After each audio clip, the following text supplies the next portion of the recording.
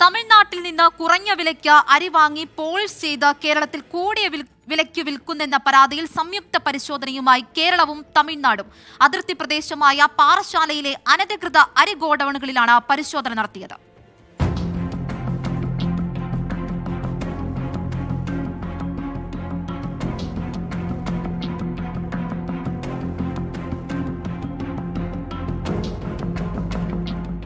തമിഴ്നാട് കേരള സർക്കാരുകളുടെ റവന്യൂ വകുപ്പും പോലീസും സംയുക്തമായാണ് പരിശോധന.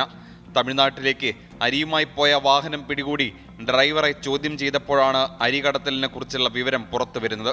ഇതോടെ തമിഴ്നാട് കോടതിയിൽ നിന്നും കേരളത്തിലെ സ്ഥാപനത്തിൽ പരിശോധന നടത്താൻ അനുമതി വാങ്ങി കേരള പോലീസിനും റവന്യൂ വകുപ്പിനും കൈമാറുകയായിരുന്നു.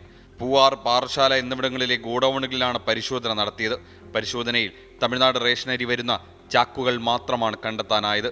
കേരളത്തിലെ ഉദ്യോഗസ്ഥർ ഗോഡൌൺ നടത്തുന്നവർക്ക് വിവരം നൽകിയതായിരിക്കാം സ്ഥാപനങ്ങളിൽ അരി കണ്ടെത്താൻ കഴിയാത്തതെന്നാണ് തമിഴ്നാട് ഉദ്യോഗസ്ഥരുടെ സംശയം. 2 സ്ഥാപനങ്ങളും പൂട്ടിയ നിലയിലായിരുന്നു.